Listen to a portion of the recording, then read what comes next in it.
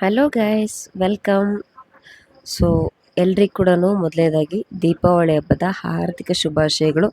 ಯಾವುದೇ ಒಂದು ಹಬ್ಬ ಆಗಿರಲಿ ಸ್ಟಾರ್ಟ್ ಆಗದೆ ಅಂಗಳದಲ್ಲಿ ನಾವು ಯಾವ ರೀತಿ ರಂಗೋಲಿ ಹಾಕ್ತೀವಿ ಅನ್ನೋ ಒಂದು ವೈಬಿಂದ. ಸೊ ಇದು ನಮ್ಮ ಮನೆ ಹತ್ರ ಆಗಿರುವಂತಹ ಈ ಎರಡು ರಂಗೋಲಿಗಳು ತುಂಬಾ ಚೆನ್ನಾಗಿ ಹಾಕ್ತಾರೆ ಎಲ್ಲ ಹಬ್ಬಕ್ಕೂ. ಸೊ ಹಾಗಾಗಿ ಈ ಸಲ ನಿಮಗೂ ತೋರಿಸೋಣ ಅಂತಂತೇಳಿ ಅವ್ರ ಪರ್ಮಿಷನ್ ತೊಗೊಂಡು ವೀಡಿಯೋನ ಮಾಡ್ತಾಯಿದ್ದೀನಿ. ಸೊ ನಮ್ಮ ಮನೆಯಲ್ಲಿ ಯಾವ ರೀತಿ ದೀಪಾವಳಿನ ಆಚರಣೆ ಮಾಡಿದ್ವಿ ಅನ್ನೋದು ಈ ಒಂದು ವ್ಲಾಗ್ ಆಗಿರುತ್ತೆ.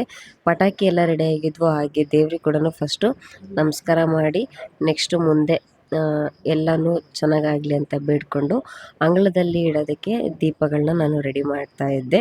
ನಮ್ಮ ಮನೆಯಲ್ಲಿ ಲಕ್ಷ್ಮಿ ಎಲ್ಲ ಕೂಡಿಸಿ ಪೂಜೆ ಮಾಡೋವಂಥ ಒಂದು ಪದ್ಧತಿ ಮುಂಚೆಯಿಂದ ಕೂಡ ಇಲ್ಲ.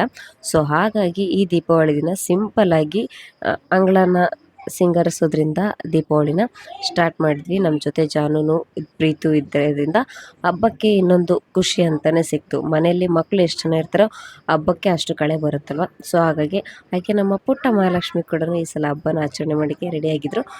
ದೀಪ ಎಲ್ಲ ಹಚ್ಚಿದ ಮೇಲೆ ನಮ್ಮದು ಈ ಥರ ಕಾಣ್ತಾ ಇತ್ತು. ನಮ್ಮ ಪಾಪುನೂ ಅಷ್ಟೇ ಪಟಾಕಿನ ಹಚ್ಬೇಕಾದ್ರೆ ಹೆದರ್ತಾಳೆ ಅಂತ ಅಂದ್ಕೊಂಡಿದ್ವಿ.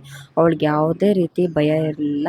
ಲಾಸ್ಟ್ ಟೈಮ್ ಅವಳು ಫುಲ್ ಸಣ್ಣವಳಾಗಿದ್ಲು, ಇಲ್ಲ ಆಲ್ರೆಡಿ ಪಟಾಕಿ ಬಿಡೋಷ್ಟು ದೊಡ್ಡವಳಾಗಿದ್ದಾಳೆ. ಯಾವುದೇ ರೀತಿ ಪಟಾಕಿನ ಬಿಡಬೇಕಾದ್ರೆ ಅಥವಾ ಸೌಂಡ್ ಕೇಳಿದ್ರೆ ಡಮ್ ಅನ್ನಲಿಕ್ಕೆ ಅವಳು ಅಮ್ ಅಂತಂತೇಳಿ ತನ್ನ ತೊದಲ ನುಡಿಗಳನ್ನ ಅವಳು ಸ್ಟಾರ್ಟ್ ಮಾಡ್ಕೊಂಡಿದ್ದಾಳೆ. ತುಂಬ ಸೇಫಾಗಿ ತುಂಬ ಹುಷಾರಿಂದ ನಾವೆಲ್ಲರೂ ಪಟಾಕಿ ಹಚ್ಚಿದ್ವಿ. ಸೊ ನೀವು ಕೂಡ ಅಷ್ಟೇ ತುಂಬ ಸೇಫಾಗಿ ಹುಷಾರಾಗಿ ಪಟಾಕಿಗಳನ್ನ ಬಿಡಿ.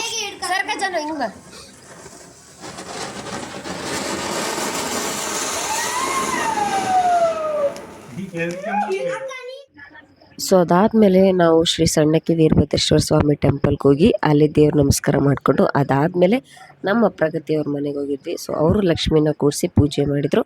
ಅರ್ಶಿನ ಕುಂಕುಮಕ್ಕೆ ಅಂತಂತೇಳಿ ಕರೆದಿದ್ರು. ಸೊ ಹಾಗಾಗಿ ನಾವು ಅವ್ರ ಮನೆಗೆ ಅರ್ಶಿನ ಕುಂಕುಮಕ್ಕೆ ಹೋಗಿದ್ವಿ. ಅಲಂಕಾರ ಎಲ್ಲ ತುಂಬಾ ಚೆನ್ನಾಗಿ ಇತ್ತು. ಸಾಕ್ಷಾತ್ ಲಕ್ಷ್ಮಿ ಅವ್ರ ಮನೇಲೇ ಇದ್ದಾಳೆ ಅಂತ ಅನ್ನಿಸ್ತಾ ಇತ್ತು. ಅದಾದಮೇಲೆ ಅವ್ರ ಜೊತೆ ಎಲ್ಲರ ಜೊತೆನೂ ಫೋಟೋನ ತೆಗೆಸ್ಕೊಂಡು ನಾವು ಈ ರೀತಿ ದೀಪಾವಳಿನ ಆಚರಣೆ ಮಾಡಿದ್ವಿ. ನಿಮ್ಮ ಮನೆಯಲ್ಲಿ ಯಾವ ರೀತಿ ದೀಪಾವಳಿ ಆಚರಣೆ ಮಾಡಿದ್ರಿ ಅಂತಂತೇಳಿ ಕಮೆಂಟ್ ಮಾಡಿ. ಮತ್ತೆ ನೆಕ್ಸ್ಟ್ ವೀಡಿಯೋದಲ್ಲಿ ಸಿಗ್ತೀನಿ. ಬಾಯ್.